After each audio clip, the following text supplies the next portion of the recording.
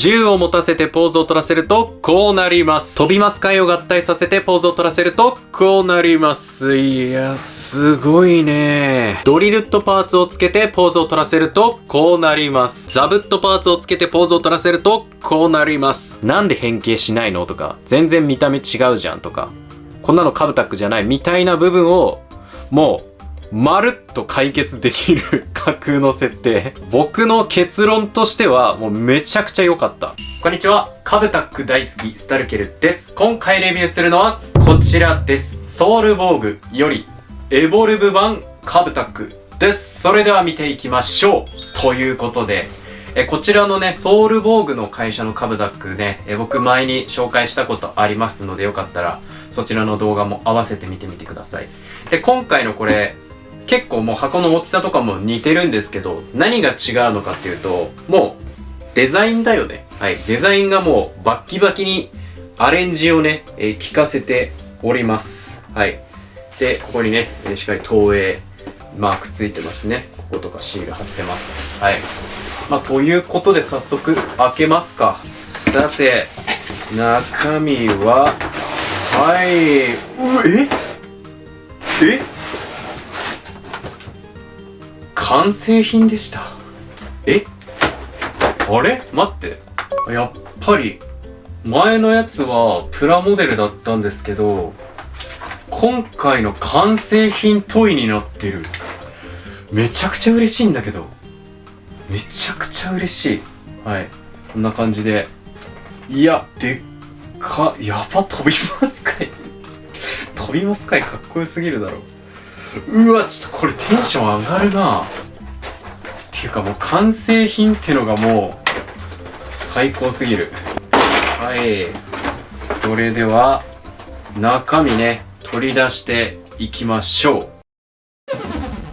中身を取り出すとこのような感じになっております。エボルブ版カブタック本体と交換用手首と武器のエフェクトと台座とドリルットパーツとザブットパーツとブースター、そして説明書になっております。で、この説明書まずね、もうめちゃくちゃにかっこいいんだけど、はい。これを開くと、この可動のね、させ方であったりとか、武器の取り付け方とか、このパーツの取り付け方、そしてディスプレイのね、仕方とか載ってます。で、この最後に、このエボルブ版カブタックの設定がね、書かれてるんですけど、これが素晴らしかった。はい。まあ、ただ、ちょっと話すと長くなりそうなので、最後にこれは話したいと思います。はい。それではね、早速見ていきましょう。それでは、エボルブ版カブタック見ていきましょう。エボルブ版カブタックの見た目、こんな感じになっております。はい。で、顔ね、こんな感じになってます。おい、かっこよすぎるだろって、これは。はい。じゃあ元の当時品のね、おもちゃのカブタックと、はい。並べてみると、こんな感じになっております。もうだいぶ、もう大胆にね、はい。もうバッキバキにかっこいいアレンジされてますね、これは。はい。で、まあなんだけど、しっかりカブタックだなっていうね、のがわかるように、ね、このカラーリングであったりとか、ね、この特徴的な、ね、カブトムシの角であったりとか、そういうところはしっかり抑えられていると。で、頭身がね、かっこいいスーパーロボットとか、リアルロボット寄りになってるんじゃないかなと思います。いや、でね、この配色もまた良くて、ただ赤一色じゃなくて、ちょっとこの渋めのさ、小豆色みたいな、こういうね、暗い色を入れたりだとか、はい、このシルバー、膝のとこね、シルバーと、このちょっとグレーっぽいホワイト、はい、入れたりだとかっていうところで、しっかりメリハリをね、つけてきてるっていうところ、素晴らしいね。で、さらにちょっと造形なんだけど、ちょっと美しいんだよね。何が美しいかって、こう、光が当たるじゃないですか。このハイライトの輝きと、この影のこのコントラスト、この入り方が美しすぎる。いやもう、すごい。もう造形極まれりですよ。これは。で、なんかモールドをめちゃくちゃに入れて、こう、リアル路線にしてるとかでもなくて、ちゃんと、まあ、この入れてないとかは入れてないんだよね。モールドとか。ちゃんと面で勝負してんだよね。これはね、レベル高いですよ。めちゃくちゃに造形のレベル高い。さすがフェンシャンスタジオね。はい、ソウルボーグの中国読みフェンシャンですけれども、フェンシャンスタジオのいいところ全部出てる。これは素晴らしい。はい。で、ここでね、ちょっと皆さんに一つお伝えしなければいけないことがありまして、こちらのエボルブ版カブタックなんですけど、変形しません。ちょっとね、ここはね、ちょっと分かれるかもしれません。武器を持たせるとこうなります。いやもう立たせているだけでめちゃくちゃにかっこいいポーズがね、こうバシッと決まってしまうと。そして同じフェンシャンスタジオの、はい、カブタックにね、同じようなポーズ取らせるとこうなります。このね、変形することによってノーマルモードの時の足が手首にくっついてるんだよね。これが結構スーパーモードの時に見栄えを損なってしまうんですが、それがないと。で、あとこの足の時のね、こういうパーツとかがあることによってあんま肘をね曲げられない構造になってるんですよね。結構いろいろ干渉したりとかするんですけど、そういう縛りもなく自由自在にポージングができてしまうと、はい、いうところ。やっぱりこのプロポーションをもう最大限に活かした稼働ができるっていうのが素晴らしいですね。で、これ元々の武器がこれビリットスティックっていうんですけれども、もうそんなスティックなんてもんじゃない体験をね、装備してます。このアレンジもね、めっちゃかっこいいんだよね、この剣が。はい、剣がね、こんな感じになってまして、今、この持ち手にね、持たせてる状態なんですけれども、左右非対称でね、はい、こんな感じでできております。そしてこの剣にはある秘密があります。なんとね、変形させることができるので、やっていきましょう。まずはね、この部分をちょっとこう開いてあげて、で、下に、はい、スライドします。こんな感じで。で、回転。で、そしたら、このパーツですね。これをスッとスライドさせて、ここの隙間にこう通してあげると。こんな感じですね。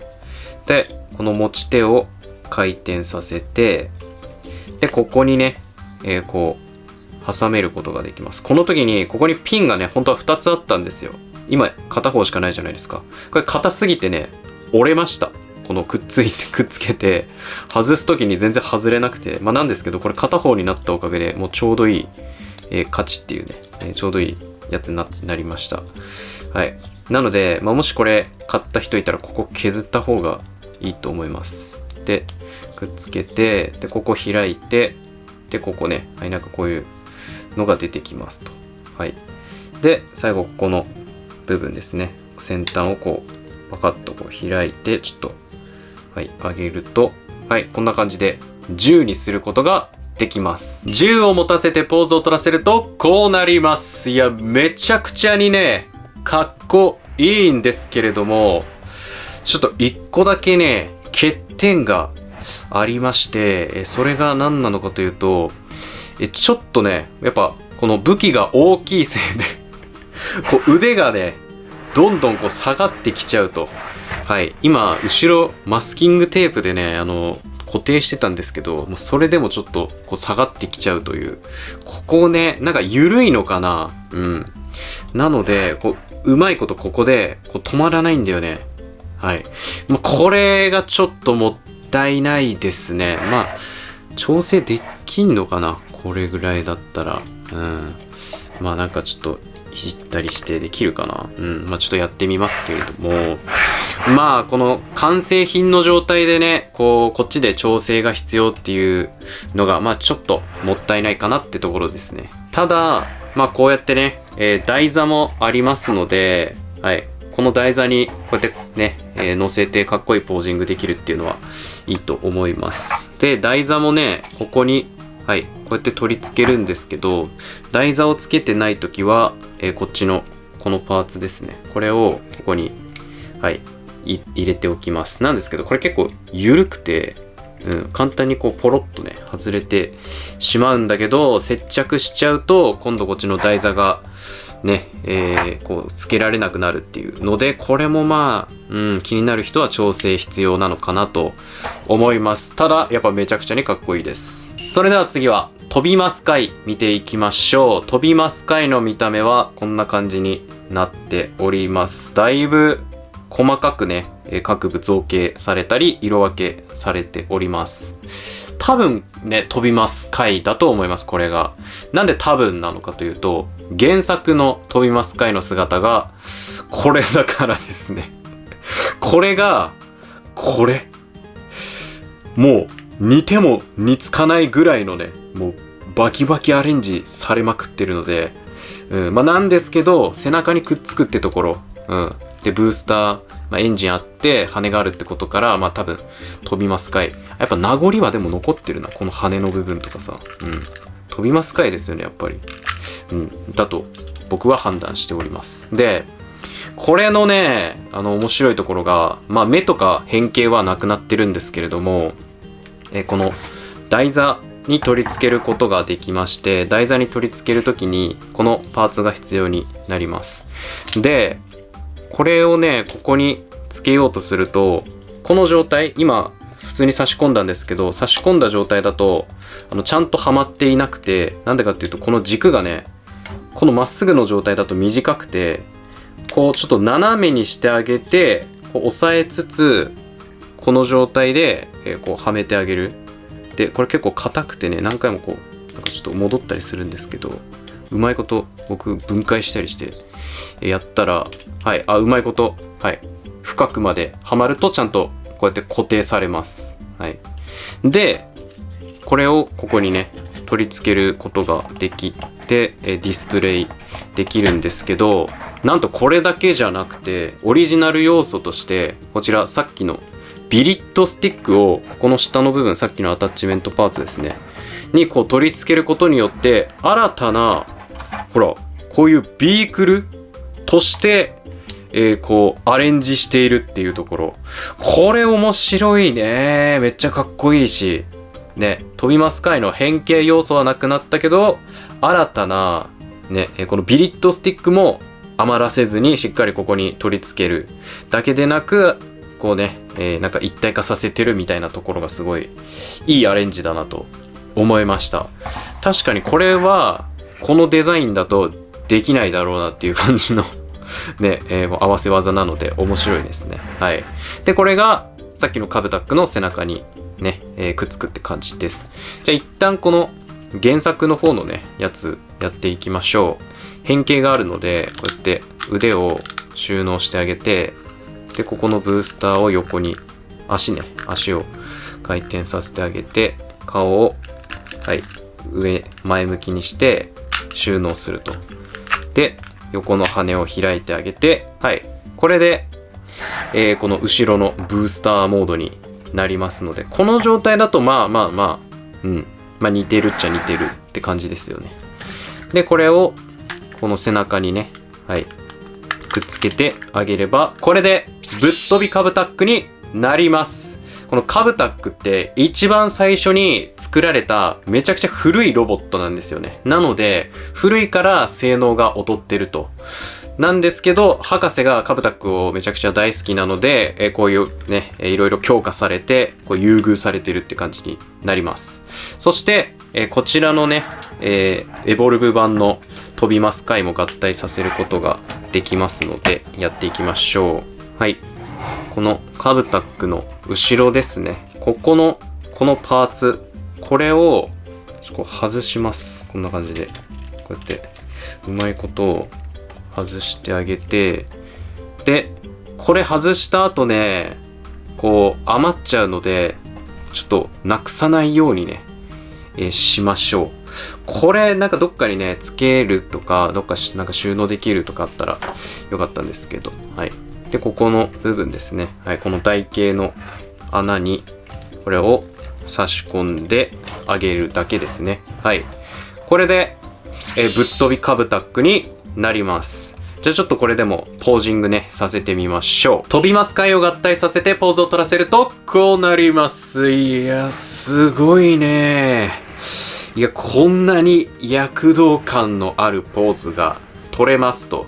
で、こうやってね、結構斜めにね、体をやってるんですけれども、それでもしっかり、この台座がね、しっかりしているので、こう耐えてくれていると。素晴らしいです。やっぱりここまでね、大きいものじゃなかったんで、この飛びます貝っていうのは。はい。このぐらいだったんですよ。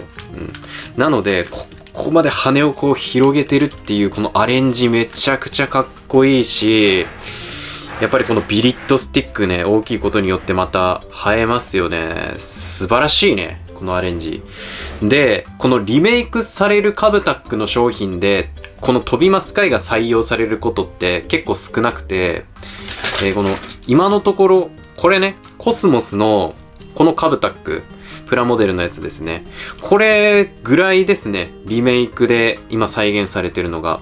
で一応こちらのシャンディエンスタジオフラッシュポイント版のカブタックで一応飛びます貝が出ますよってことはもう超前から1、2年前ぐらいから発表はされていたんですけど、もう延期に延期を重ねてもう全然発売しないんですよね。してないんだよね。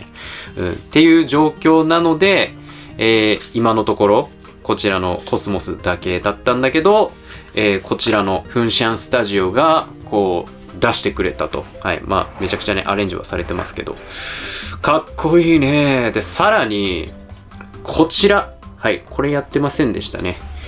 この剣に取り付けることができるエフェクトパーツなんですけれども、もうこのまま、ここにこう、スライドさせていって、で、こうやってね、はい、カチッと取り付けてあげれば、もう簡単にね、はい、このエフェクトを取り付けることができます。いや、これももともと結構剣が大きかったのに、これでだいぶさらにね、はい、剣が巨大化されるってことで、いや、めちゃくちゃかっこいいよ、これは。それでは次は、ドリルットパーツとザブットパーツ見ていきましょう。まずは、こちらのドリルットパーツから見ていきます。ドリルットパーツの見た目はこんな感じになっております。はい。だいぶね、メカニカルにアレンジされていて、これもかっこいいですね。そして、こちらの台座にね、こうやって取り付けておくことができます。はい。で、これも原作のね、ものと並べると、はい、こんな感じになっております。結構ね、見た目違うんですよ。この元のやつってドリル1個だけなんですよ、ここに。なんですけど、これは、この2つ、はい、あります。なんかこの前にもある方が、実際に、こうね、土の中とかこうやって進みそうな気がして、これもね、面白い、いいアレンジだと思います。で、この下の、このコロみたいなのが、まあ、なくなってますね。はい。っていう感じで、で、これ今くっついてる状態なんですけど、これ一旦すべてね、外していきます。はい。こうやって、各パーツをね、外していきます。はい。で、最後これですね。これを、はい、外してあげると。で、これは余剰になります。なので、ここにこうスタンドして置いたりとか、あとこの本当にこれをまとめ上げるだけのパーツなんですよね。なんですけど、これを使うことによって、こっちのパーツに、こう無駄な変形であったりとか、こうパーツがないんですよね。なので、遊びやすくなってるし、見た目にもこう見た目も良くなってるって感じですね。はい。あ、そう。これめっちゃね、こうドリル外れるんだよね。ここが、あれだな、ちょっと、もったいないとこですね。はい。で、これそのまま、ここの腕にね、そう、この拳を外して、で、ここの軸があります。この軸を、この内側のこの穴に、こう固定してあげるっていう感じですね。ギュッと、はい、固定してあげると。で、反対側も拳外して、で、こうやって、はい、差し込んであげます。で、そしたら次はここの足の横ですね。ここを、うまいことね、この爪などを利用して、はい、パネル外します。で、これがこっちかな。あ、こっちじゃない。反対だ。こっちですね。はい、ちゃんと左右があるので、これをこうやって、あ、違う、いいのか。さっきので。こう差し込んであげると、ここに、はい、こうですね。反対側も、ここの部分を、はい、外してあげて、で、このパーツですね。ここの2点ですね。T とこの軸で、こうやって固定してあげるって感じですね。はい。で、そしたら、最後ね、ここのさっきの飛びます貝をくっつけていた、このパーツを外してあげて、で、ここに、はい、この台形ですね。これを、こうやって差し込んであげれば、これでドリルットカブタックになります。はい。いや、めちゃくちゃかっこいいんだけど、実は、こちら、このバックパックあるじゃないですか。これね、説明書だと、はい、この向きになってます。今反対についてる状態です。はい。で、多分、この説明書の向きが正しいです。なんでかっていうと、今ここにスラスターついてるじゃないですか。これがあるってことは多分、こっち下向きになるんですよね。この黒い部分がついてるのが。なんですけど、こうなってると。はい。なので、反対だと思います。ねえ、これね、もう台形になっちゃってるから、こう、反対側でつけようにもつけられないんですよ。なので、これもう完全に設計ミスなんじゃないかなと思います。で、ここを見てもね、ここの部分だけ反対に取り付けるとかもできなさそうなんだよね。てかそもそももう接着剤でくっつけられててね、もう分解とかできない状態なので、もうこれはどうしようもないですね。なので、できるとしたら、これを反対に、左右反対に取り付けるぐらいですね。ここのね、こうするとこうくっつくんですよ。なので、ここのスラスターだけちょっと気になるけど、こっちの左右は、ちょうどいい、この本来の向きになるっていう。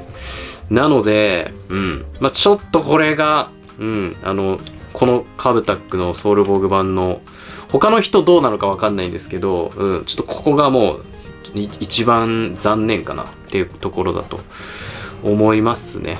はい。幸い、もうめちゃくちゃアレンジされてるので、実際上下どっちでも、わかんないっていうのはありますけれども、説明書に書いてる通りに合体できないっていうのがちょっともったいないかなと思います。そして、じゃあ原作版のね、カブタックの合体もおさらいとしてやっていきましょう。はい。このパーツをね、すべて取り外してあげます。はい、こんな感じで。結構バラバラになりまして、で、この足に、これはあれか。カブタックの時か。だから、だね。この後ろに、このパーツをはめるっていう感じですね。はい。で、反対側も、こっちに。これちゃんとね、ノーマルモードでも合体できるようになってるっていうのがすごいんですよね。で、バックパック取り付けてあげて、で、そっか。これが、これあれだ。足だ。この足の横ですね。こっちにくっつくんだ。はい。これを足の横にくっつけてあげて、で、このカブタックの頭に、ね、ノーマルモードの時はくっついてたやつを、こうやって持たせると。これで、ドリルットカブタックになります。はい。こんな感じで比べると、こうなっております。このドリルが、この右手に1個だったっていうのを両手にアレンジしてるっていうのが面白ポイントかなと思います。で、この例のね、バックパックですけれども、こういう形状してるので、結構アレンジされてるので、どっち向きでもいいっちゃいい気はしますけれども。はい。で、足の横のこう、でっかいね、このコロとかも、はい、スリムにね、アレンジされてるって感じですね。で、このドリルというか、この腕の下についてるこのでっかいパーツも、多分これかな。こういう感じにうまいことアレンジされていて、いや、これだいぶね、かっこよくまとめ上げられてるんじゃないかなと思います。で、この腕にもうくっついちゃえば、そんなにこう簡単に外れるとかっていう感じではないのでね、遊びやすさもやっぱりあると。合体もね、こうただくっつけるだけなんで、5つのパーツを。なので、めちゃくちゃやりやすいっていう。素晴らしいね。ドリルットパーツをつけてポーズを取らせると、こうなります。はい。いや、これね、やっぱ、ドリルが2つあるっていうのが、めちゃくちゃ強そうで、いいのと、この足に、こう、無駄にこう、ごつくさせてないシンプル、この色置きぐらいの、この、ね、潔さ、このメリハリの良さが出てるよね。素晴らしい。はい。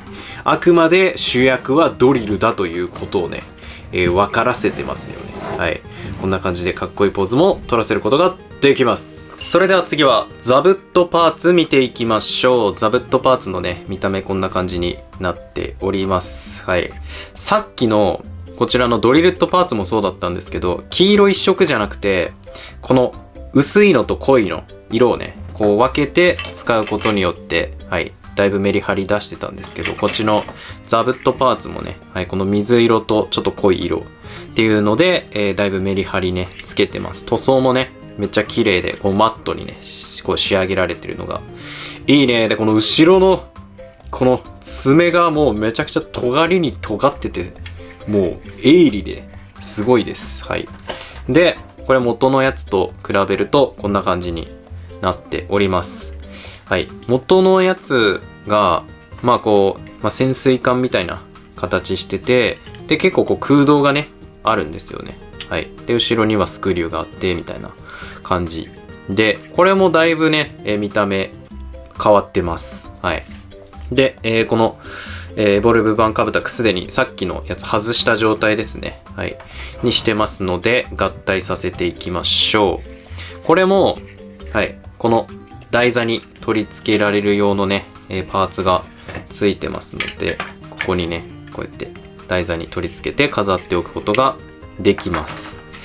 で、これも外していくと、はい、こうやってね、また5つのパーツに分かれます。はい。こうやってパーツを外していって、これもね、カポッと外していくと。じゃあ合体させていきましょう。まずは、じゃあこの足いきますか。足に、これを差し込んであげると、さっきと同じですね。はい。こうやって足の横に、このパーツをね、2つの部分でこうくっつけてあげます。で、背中ね。この背中、こっちのザブットパーツはしっかりね、上下間違えることなく、取り付けることができます。で、この腕ですね。さっきと同じ。この穴に、この腕をね、差し込むんですが、もうこれね、結構ギュッとね、差し込むことができちゃうんですよ。そうすると、どうなるかっていうと、はい、ここ見えるかな？ここ、塗装がね、ちょっと削れてしまいました。ここ。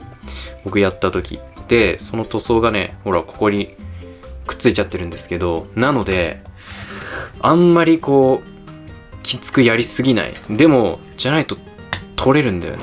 はい。なので、はい、ちょっと、カチッというとこまででいいのかな。ギュッというところがあるんですけど、これちょっとね、中身見えないのでね、取り付けるのがね、ちょっと難しいんだけど、はい。いい具合のところで、ここのね、この手首が結構曲がるんで、ちゃんとまっすぐにした状態で、くっつけないといけないですね。はい。なので、うまいことこう、はい、カチッといきましたと。はい。これで、ザブットカブタックになります。こちらの元のね、カブタックで合体やっていきたいと思います。はい。まずは、このパーツですね。これをそれぞれ外してあげて、で、これもこう外してあげて、で、このパーツはここにね、はい、はめます。反対側もはめてあげて、はい。で、足収納して、はい、くっつけると。反対側も足収納してくっつけると。はい。で、このパーツは背中に、はい、くっつけます。で、最後これですね。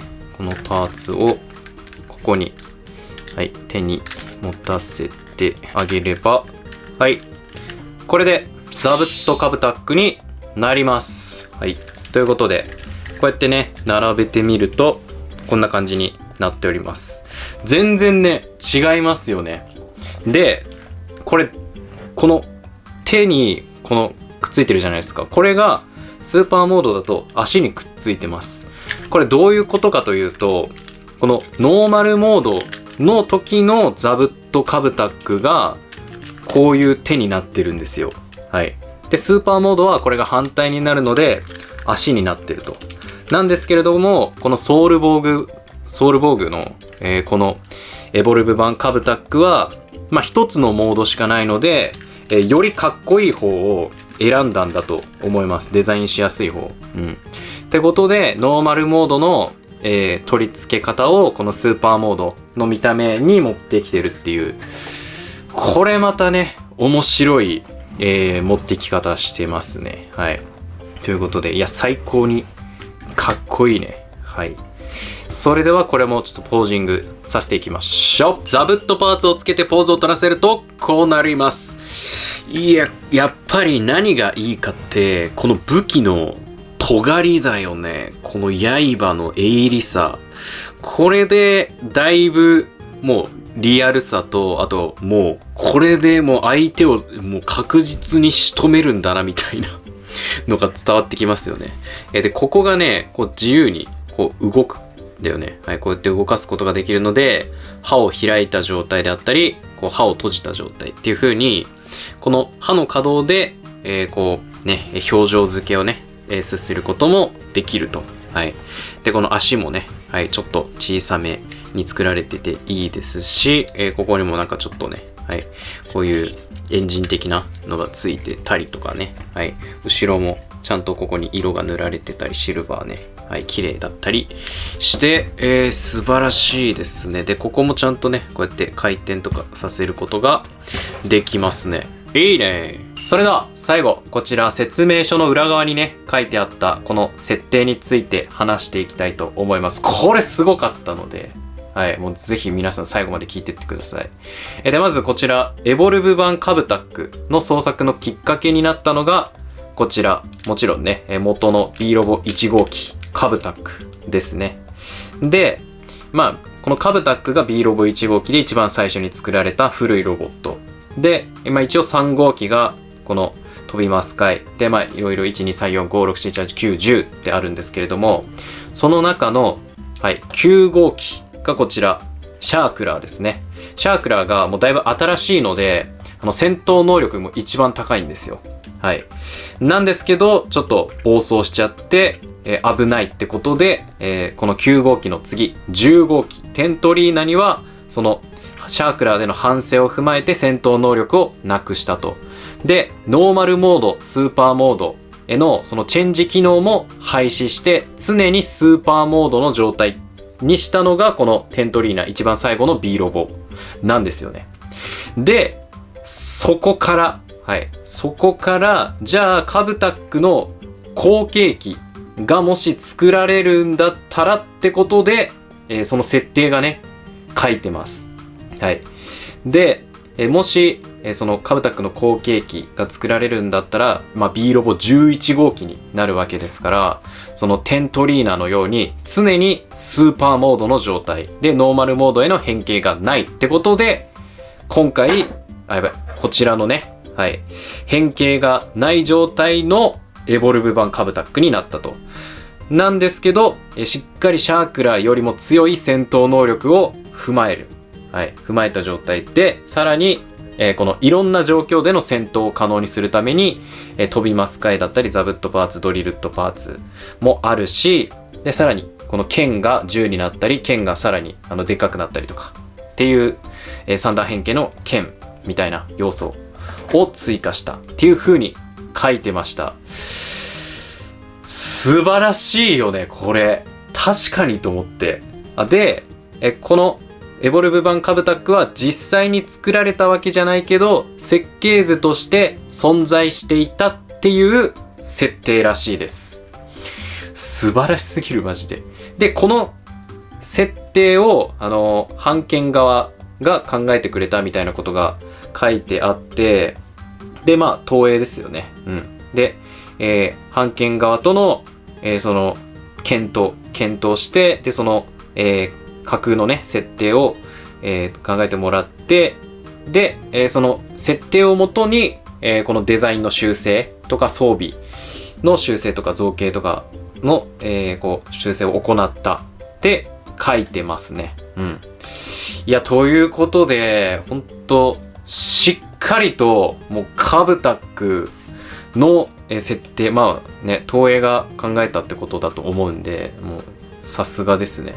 めちゃくちゃしっかり作り込まれてるなと。で、その設定が本当に無理なく、確かになと納得できるような内容。だからこんなにね、見た目が違ってるんだなとか、こんな強そうなんだなとか、変形しないんだなっていうのがわかるっていう、そこで補われてる、設定で、この商品の、まあ、欠点とも言える部分ですよね。このカブタックを好きな人からしたら、なんで変形しないのとか、全然見た目違うじゃんとか、こんなのカブタックじゃないみたいな部分を、もう、まるっと解決できる架空の設定。まあ、いや、これ聞いても、いやいや、ないよ、そんなのって。劇中に出てないから、ないよっていう人もいるとは思うんですけど、ただね、僕は今までにいろんなカブタックのおもちゃを触ってきました。中国の。はい。こちら。これがね、同じフェンシャンスタジオ、はい、このソウルボーグ版のカブタックです。これもね、動画出してるのでよかったら見てみてください。はい。あとは、ちょっと横にしますけれども、はい。こちらですね。シャンディエン。フラッシュポイント版のカブタック。はい。もう、こちらもね、レビューしてますので、よかったら、ね、概要欄から見てみてください。はい。っていう中国の、公式、ライセンス取得している、このカブタック商品、今までいろいろ触ってきました。はい。で、まずこっちのフラッシュポイントからいきますと、これはね、このロボットモードを、まあ、割と当時品のね、面影をしっかり残しつつかっこよく、アレンジしてくれてます。はい。なので、割と本当正統派に近い感じなんだけど、で、変形もします。変形もするんだけど、そのノーマルモードが、今スーパーモードですけど、ノーマルモードにしわ寄せがいっちゃってんだよね。まあ、なので、あとちょっと品質的にも個人的にはちょっと残念な部分がありました。ちょっとこれ、ほら、こうやって振るとカタカタ言うんだよね。なんかどっかネジがちょっと外れちゃってんだよね。はい。っていうちょっと品質的な面とか、見た目はめっちゃかっこいいんですよ。なんですけど、なので、いや、これはちょっとカブタックじゃないだろうと、はい、いう評価を当時しましたね。はい。で、こちら、同じフェンシャンスタジオ、ソウルボーグ版のカブタックですけれども、これはもう、ほんと正真正銘正統派リメイクということで、だいぶスーパーモードの見た目も結構プロポーションというか頭身アレンジされてます。うん。まあ、この当時のね、おもちゃ版に比べるとだいぶ、頭身高くなってるのがね、わかるかと思います。まあ、なんだけど、こっちのスーパーモードに重きを置くとどうなるのかというと、やはりノーマルモード。この変形した時ね、こっちの可愛いモードね。これに、しわ寄せがいってしまうと。なので、やっぱりこれは、ちょっと違うよね、と、いうことになっちゃいました。はい。なので、そこで僕が至った結論が、やっぱり、このスーパーモード、ノーマルモードを再現するっていうのは、超絶バランス、絶妙なバランスが必要であり、それを見事に再現しているのはもう当時品しかないという結論に至りました。なので僕はもうこういうもう無理なんじゃないかなと思ってまして、そのノーマルモードからスーパーモードに変形するのをリメイクとして超完成度高いのを出すのは無理なんじゃないかなっていう結論に至りました、僕はね。はい。っていうちょっと長話がありまして、で今回のこのはい新たなエボルブ版カブタックなんですけど、変形をオミットしたことによっていろんな恩恵があります。はい。まずは、このスーパーモードをもう振り切ってバリバリかっこよくできる。その変形のことを考えなくてもいいと。はい。そして稼働も盛り込める。バリバリね。はい。で、しかも変形しない。無駄な稼働とかね、ギミックがない分遊びやすいっていうこの3つありますね。はい。